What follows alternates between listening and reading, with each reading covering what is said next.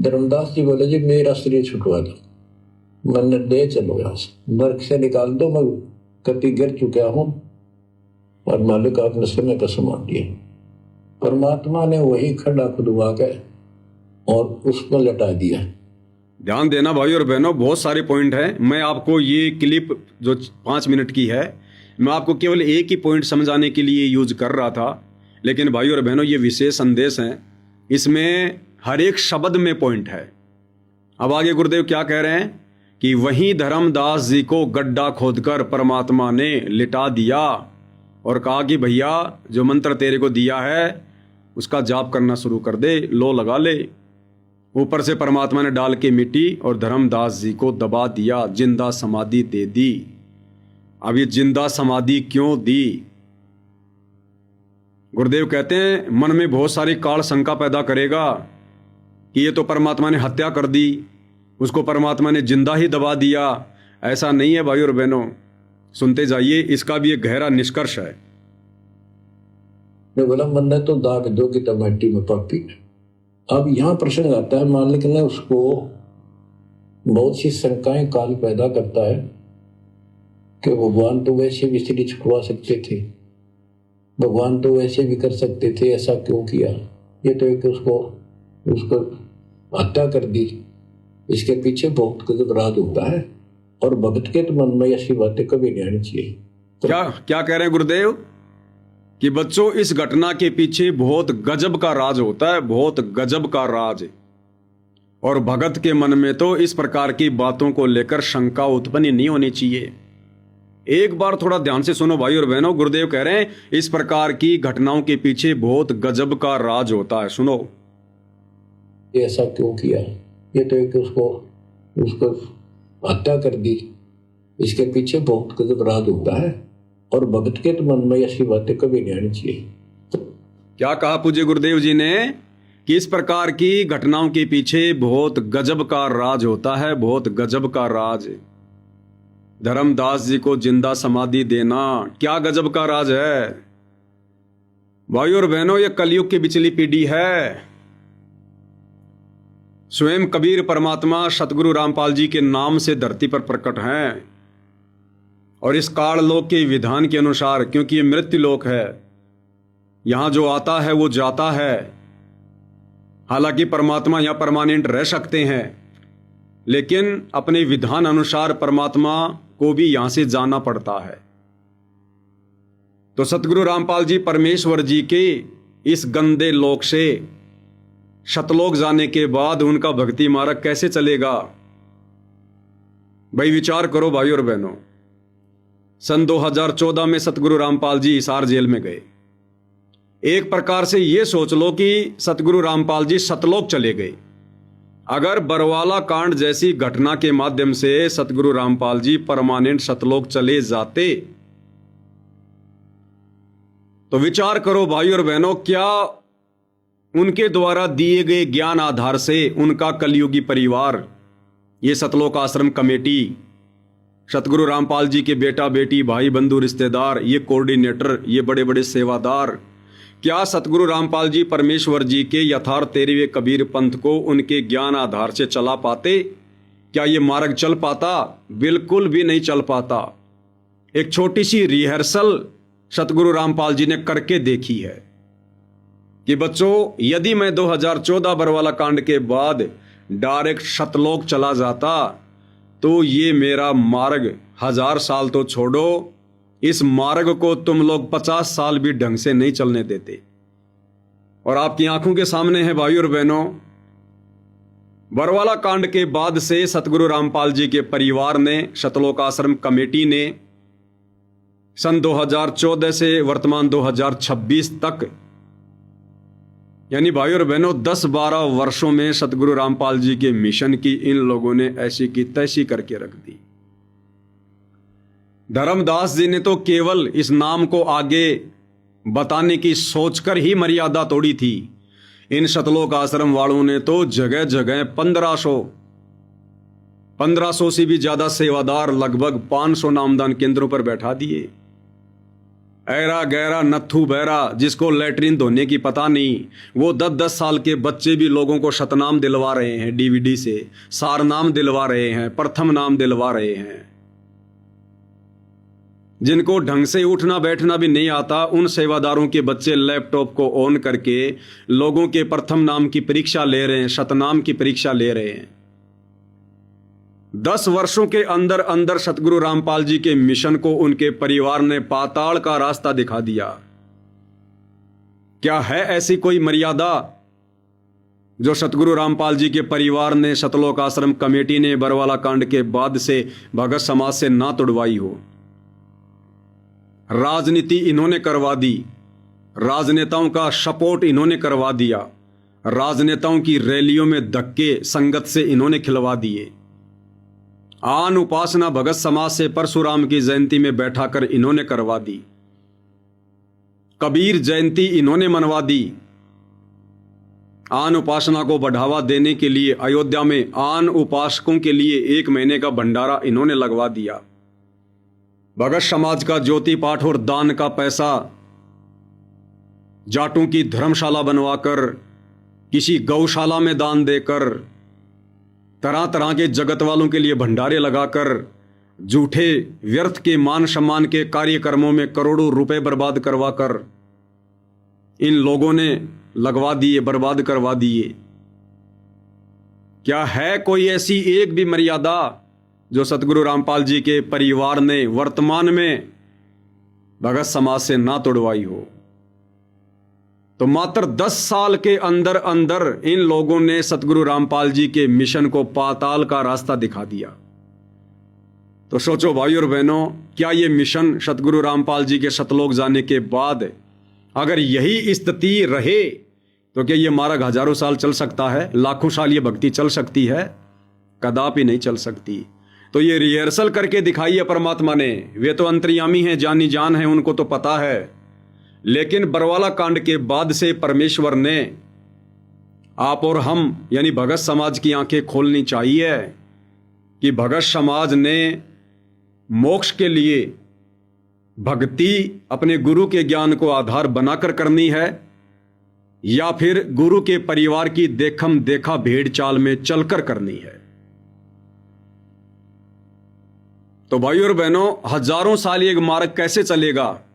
अब जो भी गलतियां वर्तमान में संगत में हो रही हैं, काल प्रेरणा से गुरु का परिवार करवा चुका है। ये तमाम प्रकार की गलतियां एक बार सतगुरु रामपाल जी इसार जेल से आने के बाद ठीक करेंगे। भगत समाज की भी आंखें खुल जाएंगी। अभी नहीं खुल रही हैं, कोई बात नहीं है। काल प्रेरणा ऐसी ही होती है, बहुत देर में जाकर आंखें खुलती हैं। तो आने वाले समय में सतलोक आश्रमों से जुड़े भगत भाई बहनों की भी आंखें खुल जाएंगी। उनको भी इस बात को लेकर बड़ा पछतावा होगा, बड़ा दर्द होगा कि यदि हम लोग भी बरवाला कांड के बाद सात संगति से जुड़ जाते तो आज हमारे पास में भक्ति धन का ढेर लगा होता। लेकिन हमारा दुर्भाग्य कि हमें सतलोक आश्रम कमेटी की कुसंगति नसीब हुई, जिस कुसंगति के चलते हमने नया भक्ति धन जोड़ना तो दूर, जो भक्ति धन हमने गुरुदेव की शरण में रहकर मर्यादा में रहकर जोड़ा था वो भी इन लोगों ने काल प्रेरणा से बर्बाद करवा दिया। तो भगत समाज की भी आंखें खुल जाएंगी जब ये काल प्रेरणा वाला पर्दा इनकी आंखों से हटेगा और आने वाली जो आत्माएं हैं, आने वाला जो समाज है, वो वर्तमान समय की घटनाओं को देखकर वर्तमान सतलोक आश्रम कमेटी की गलतियों से शिक्षा लेकर गलतियां करने से बचेगा। तो गुरुदेव क्या कह रहे हैं कि इस प्रकार की जो घटनाएं घटित हो चुकी हैं, जैसे धर्मदास जी को जिंदा समाधि देना, इसके पीछे बहुत अजब गजब के राज हैं और भक्तों ने तो मन में दोष उत्पन्न नहीं करना चाहिए। अब भाई और बहनों, क्या अजब गजब के राज हैं? देखो, दास कोई भविष्यवक्ता नहीं है। दास की गुरुदेव भगवान ने ऐसी कोई दिव्य दृष्टि नहीं खोली है कि मैं आने वाले समय को देख रहा हूं। नहीं, मैं तो इतना बदनसीब हूं कि जिस प्रकार से पूज्य गुरुदेव भगवान आप जिस संगत में देखते हैं कि अनेक आत्माओं के सामने प्रकट होकर उनका मार्गदर्शन करते हैं, उनको हिम्मत देते हैं, उस तरह से भी पूज्य गुरुदेव भगवान मुझ 2 कोड़ी के जीव के सामने प्रकट होकर या इस प्रकार से मुझे ऐसा कोई दृश्य नहीं दिखाते हैं। केवल उनका आशीर्वाद इतना है कि परमेश्वर मुझे सत प्रेरणा करते हैं। और जब से परमात्मा ने सात संगतियां शुरू करवाई है, दास को खड़ा किया है, इतिहास गवाह है भाइयों और बहनों, मान बढ़ाई से दूर होकर, अहंकार से दूर होकर, अपने आप को 2 कोड़ी का तुच्छ प्राणी समझकर, परमेश्वर के चरणों की धूल समझकर, आप भाई बहनों का नौकर समझकर, दास ने जो जो बातें आप भाई बहनों के सामने रखी हैं, प्रस्तुत की हैं, वो एक एक बात समय आने पर सत्य साबित हुई है। क्योंकि मैं अपनी मर्जी से नहीं बोलता, पूज्य गुरुदेव भगवान बुलवाते हैं। तो वो अजब गजब रहस्य क्या हैं धर्मदास जी को जिंदा समाधि देने के पीछे? तो भाइयों और बहनों, ये जो भक्ति मार्ग है, यथार्थ 13वां कबीर पंथ है, ये सतगुरु रामपाल जी भगवान की गैर हाजिरी में जो हजारों साल चलेगा, लाखों साल ये भक्ति मार्ग चलेगा, वो केवल इस ज्ञान के आधार से ही नहीं चलेगा। इस ज्ञान को आधार बनाकर तो केवल आत्माएं उनके धरती पर रहते सहते शतलोक में निवास स्थान प्राप्त कर लेंगी। लेकिन गुरुदेव के जाने के बाद धीरे धीरे ज्ञान आधार भी कमजोर होता चला जाएगा। फिर उस समय कैसे चलेगा ये मार्ग?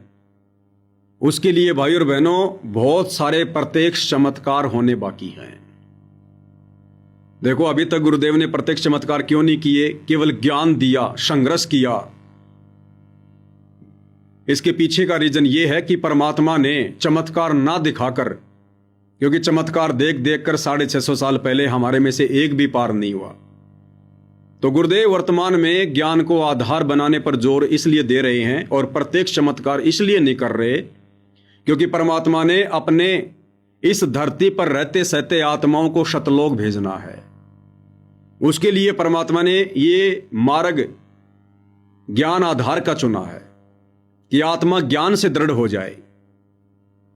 और जब वो आत्माएं तैयार हो जाएंगी, जिन आत्माओं को परमात्मा ने साथ संगति से जोड़ दिया है, और वो आत्माएं जब शतलोक के लिए तैयार हो जाएंगी, और शतलोक जाने के लिए क्या क्या टर्म्स एंड कंडीशन हैं, वो जब आप साथ संगति से जुड़ोगे तो आपको भली भांति पता चल जाएंगी। जब परमेश्वर का ये मिशन पूरा हो जाएगा, उन आत्माओं की छटनी हो जाएगी, परमात्मा ठप्पा लगा देंगे, गले में मेडल पहना देंगे कि इन आत्माओं का नंबर पक्का है। उसके बाद फिर परमेश्वर अपने मार्ग को इस कलयुग में हजारों वर्षों तक निर्बाध रूप से चलाने के लिए फिर प्रत्येक चमत्कार भी करेंगे। और उन चमत्कारों में से एक चमत्कार होगा भाइयों और बहनों, धर्मदास जी को उस समाधि से वापस उसी अवस्था में बाहर निकालना। जिस उम्र में धर्मदास जी को परमात्मा ने जिंदा समाधि दी थी, आज तक वो समाधि परमात्मा ने सुरक्षित रखवाई है। परमेश्वर धर्मदास जी को जिंदा बाहर निकालेंगे। आमनी देवी को, उसको भी परमात्मा ने जिंदा समाधि दे दी थी। परमेश्वर उन दोनों आत्माओं को बाहर निकालेंगे और धर्मदास जी इस बात की सीना ठोक कर गवाही देंगे कि तुम्हारे सामने जो ये महापुरुष खड़ा है, इसे गांव धनाने का रामपाल जाट समझकर गलती मत करना। कोई इसे अपना पति समझकर, अपना बाप समझकर, अपना ताऊ समझकर, अपना मामा समझकर या केवल अपना गुरु समझकर गलती मत करना। ये वही महापुरुष है जिसने मुझे 650 साल पहले मनुष्य जन्म देकर मेरे गुरु की भूमिका निभाई, जिसने मुझे शतलोक दिखाया। ये वही महापुरुष है। और ये चमत्कार देखकर भाइयों और बहनों, धर्मदास के वंशजों की भी आंखें खुलेंगी। ये साइंस धरी की धरी रह जाएगी। ये मिस्र के अंदर जो ये पिरामिड बना रखे हैं, जिनके अंदर वो बड़े बड़े लोगों की, राजा महाराजाओं की वो डेड बॉडी रखी हुई है, ये विज्ञान भी धरी की धरी रह जाएगी जब ये प्रत्येक चमत्कार देखेगी। तो परमेश्वर धर्मदास जी को जिंदा बाहर निकालेंगे। धर्मदास फिर इस बात की गवाही देगा, ये जो सामने महापुरुष खड़ा है ना, जिसे तुम परम संत सतगुरु रामपाल जी के नाम से जानते हो, ये साक्षात पूर्ण ब्रह्म कबीर देव है, कबीर देव। उसके बाद भाइयों और बहनों, आपने बाला और मर्दाना जी की उन कथाओं में जन्म साखी भाई बाले वाली, जिसमें आदरणीय नानक जी एक बार बाला और मर्दाना को भगत प्रहलाद के लोक में लेकर गए थे, और भगत प्रहलाद जी ने क्या कहा था कि मेरे लोक में केवल 3 ही महापुरुष आ सकते हैं। आज से पहले कबीर जी आए थे, उसके बाद ये नानक जी आए हैं, क्योंकि नानक जी के रूप में खुद कबीर जी ही थे। और बाला और मर्दाना के पूछने पर आगे प्रहलाद जी ने बताया कि एक महापुरुष और आएगा, एक महापुरुष और आएगा। तो मर्दाने ने पूछा कि जी वो कौन होगा, कैसा होगा, कौन सी धरती पे आएगा। ये सारी बातें मर्दाना के माध्यम से सतगुरु रामपाल जी ने बुलवाई, क्योंकि परमात्मा ने उदाहरण पेश करना था। अन्यथा मर्दाना जी को क्या मतलब था, वो कौन सी धरती से होगा, कौन सी जाति में होगा। क्या नानक जी ने कभी बाला मर्दाना को यह बात नहीं बताई कि भी संतों की कोई जाति नहीं होती है? जात ना पूछो संत की, पूछ लीजियो ज्ञान, मोल मत करो तलवार का, पड़ी रहन दो म्यान। क्या नानक जी ने अपने शिष्यों को यह बात नहीं बताई थी? उसके बावजूद भी मर्दाने ने पूछा कि वो कौन सी जाति में होगा जो आपके लोक में आएगा।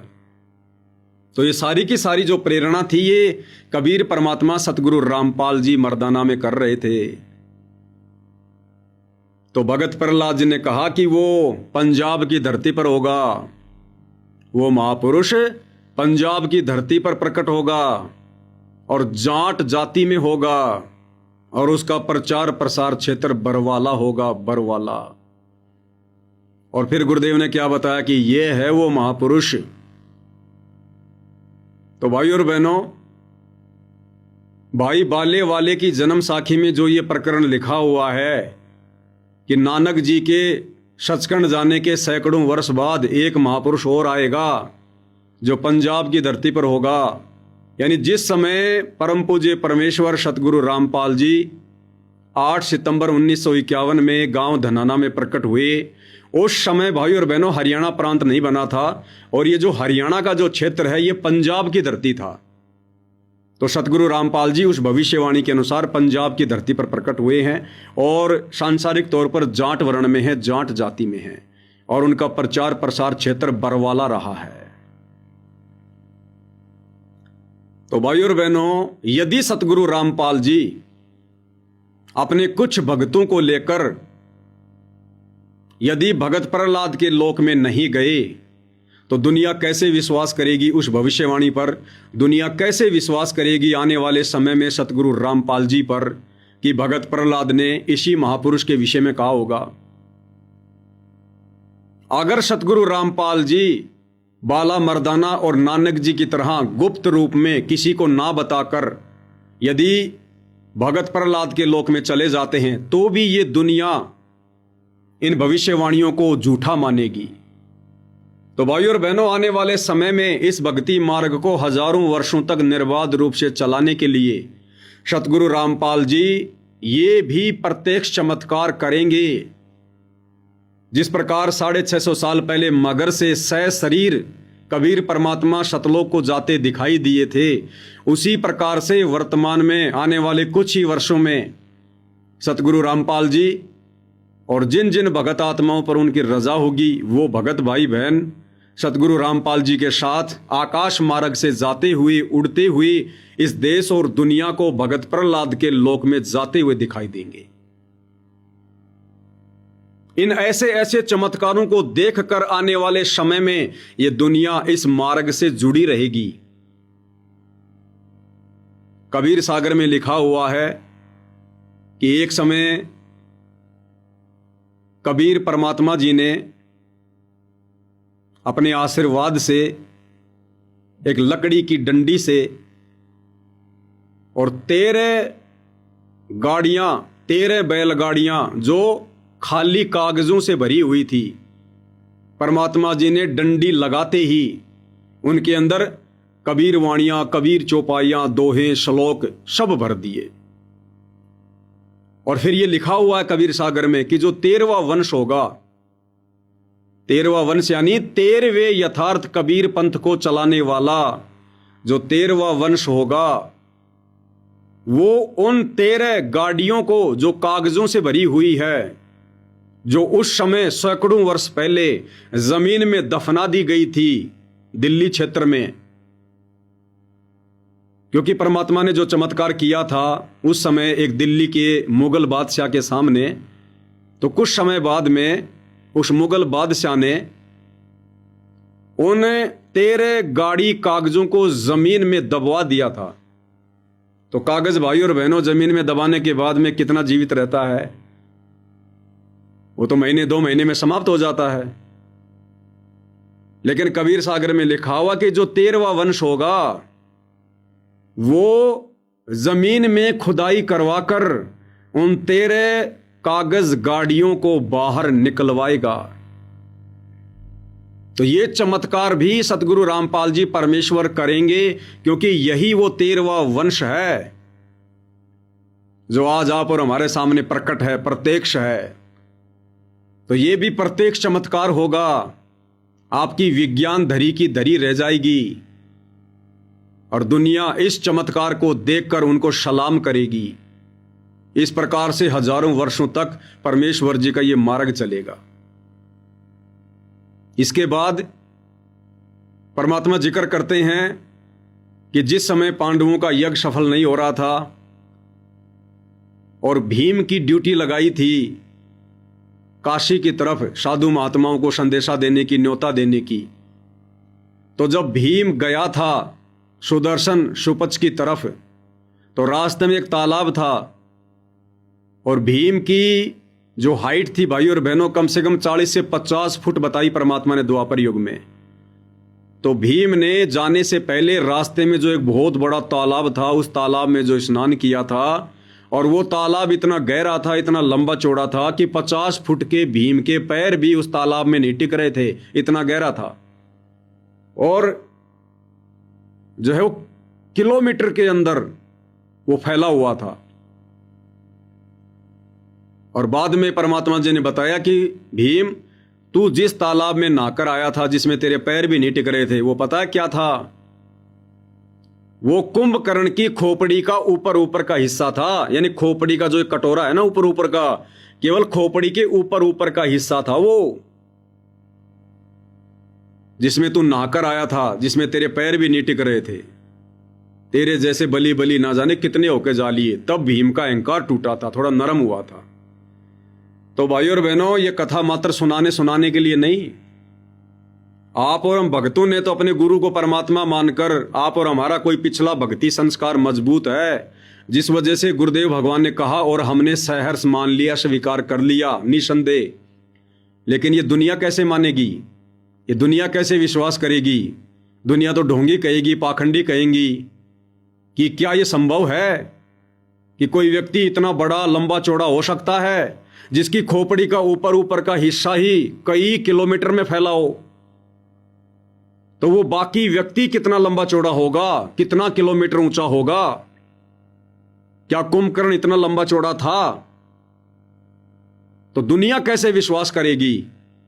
तो भाई और बहनों, आने वाले समय में परमात्मा जी की प्रेरणा से उस तालाब की खुदवाई भी करवाई जाएगी और ये वैज्ञानिक ये अपने उपकरण ले लेके और उस पर अनुसंधान करेंगे। वो कटोरा जो कई किलोमीटर में फैला हुआ है, वो ऐसे के ऐसे वो जमीन से निकाला जाएगा, खुदाई की जाएगी।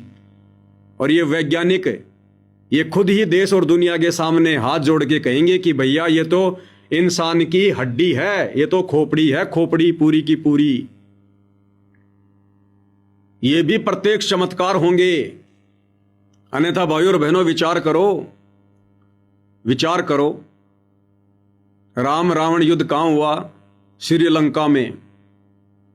कुंभकर्ण कहां मरा? श्रीलंका में। हिंदुस्तान से श्रीलंका कितनी दूर है? कुंभकर्ण का सिर काटा गया श्रीलंका में, भारत देश से कई हजार किलोमीटर दूर। और कुंभकर्ण की खोपड़ी आकर गिरी दिल्ली के पास में, काशी के नजदीक, जहां पर वो तालाब के रूप में परिवर्तित हो गई। क्यों किया परमात्मा ने ऐसा? आने वाले समय में प्रत्यक्ष लोगों को दिखाने के लिए। तो भाई और बहनों, ये तरह तरह के चमत्कार आने वाले समय में प्रत्यक्ष होने वाले हैं। ये आज से पहले भगवान ने इसीलिए नहीं दिखाए और नहीं किए, क्योंकि अगर परमात्मा ये चमत्कार दिखाने शुरू कर देते 650 साल पहले की तरह, तो भाई और बहनों फिर शतलोक के लिए कोई भी आत्मा तैयार नहीं होती ज्ञान को आधार बनाकर। तो परमात्मा ने पहले इंतजार किया कि मैं अपनी उन चुनिंदा आत्माओं को ज्ञान दे देकर सत्संग सुनाकर सात संगतियों के माध्यम से फिर उनको दृढ़ कर करके मैं उनको तैयार कर लूं, ज्ञान आधार से उनके अंदर ये प्रबल प्रेरणा कर दूं कि हमारे गुरु के अलावा दूसरा कोई कबीर नहीं, कोई भगवान नहीं, और सचखंड शतलोक के अलावा दूसरा कोई परम धाम नहीं, कोई शत धाम नहीं, और हमने केवल शतलोक ही जाना है। इस गंदे लोक की सारी व्यवस्था से परमेश्वर ने हमें ज्ञान दे देकर परिचित करवाया। तो सतलोक के लिए परमात्मा ने जिन जिन आत्माओं को तैयार करना था वो परमेश्वर ने कर लिया। सात संगति में उनकी ट्रेनिंग चल रही है। सौभाग्य से कोई इक्की दुक्की आत्माएं सतलोक आश्रमों से टूटकर आएंगी तो आ जाएंगी, अन्यथा भाई और बहनों परमेश्वर का मिशन 90% लगभग पूरा हो चुका है। अब ये सतलोक आश्रमों से जुड़े भाई बहन जो आगे सात संगति से जुड़ेंगे वो तो जुड़ना ही पड़ेगा, दूसरा कोई तरीका है ही नहीं भक्ति करने का। अगर भक्ति करनी है तो साध संगति से जुड़ना ही पड़ेगा। जो भक्ति विधि परमात्मा ने सात संगति में शुरू करवा रखी है वो सबने शुरू करनी पड़ेगी, स्वीकार करनी पड़ेगी। लेकिन भाई और बहनों मोक्ष से वंचित रह जाएंगे। ये इन आत्माओं का बहुत बड़ा दुर्भाग्य रहा जो इनको बरवाला कांड के बाद साध संगति नहीं मिली, इनको शतलोक आश्रम वालों की कुसंगति मिली। तो ये प्रत्येक चमत्कार भाई और बहनों आने वाले समय में होने बाकी हैं, और इन्हीं चमत्कारों को देख देख कर फिर ये दुनिया हजारों वर्षों तक इस मार्ग पर टिकी रहेगी।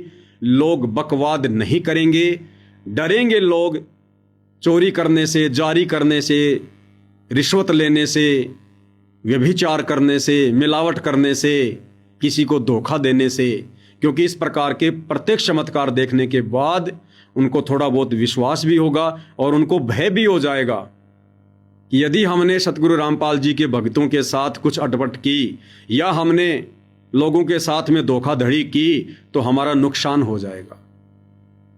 तो इन चमत्कारों के आधार से भाई और बहनों फिर ये गुरुदेव भगवान का मार्ग उनके सतलोक जाने के बाद में चलेगा। अन्यथा उनके धरती पर रहते सहते उनके खुद के परिवार ने, उनके बेटा बेटी भाई बंधु रिश्तेदारों ने बरवाला कांड के बाद आप देख लो किस प्रकार से भक्ति विरुद्ध कर्म करवा के, संगत की मर्यादा तुड़वा के और इस भक्ति मार्ग में राजनीति जैसे गंदे कर्मों का समावेश करवा के, स्टेडियम बनवा के, लाइब्रेरियां बनवा के, आरक्षणों में भक्तों को बैठा के, गुंडों की सीबीआई जांच का समर्थन करवा के, परशुराम की जयंती में बैठाकर आन उपासना करवाकर, आन उपासना में सहयोगी बनाकर किस प्रकार से इस मार्ग को, इस मिशन को पाताल का रास्ता दिखा दिया। तो ये प्रत्येक चमत्कार आने वाले समय में होने बाकी हैं। इसीलिए पूज्य गुरुदेव भगवान ने यहाँ पर भाई और बहनों ये इशारा किया है, ये संकेत किया है कि धर्मदास जी को जो जिंदा समाधि दी थी ये बहुत अजब गजब के रहस्य हैं। तो दास तो गुरुदेव की प्रेरणा से और इस ज्ञान आधार से आप भाई बहनों के सामने ये बातें रख रहा है कि आने वाले समय में इस प्रकार के चमत्कार इस भक्ति मार्ग पर होंगे। तो हम भाई बहनों ने गुरुदेव भगवान के मुख कमल से निकले हुए किसी भी वचन को, किसी भी शब्द को हमने भाई और बहनों छोटा नहीं समझना है। आप और हमारी बुद्धि में कोई बात नहीं आती है वो अलग चीज है, बाकी गुरुदेव भगवान के मुख कमल से बोला गया कोई भी शब्द अनायास नहीं होता है, फालतू का नहीं होता है। समय आने पर वो बातें हमारी समझ में आती हैं।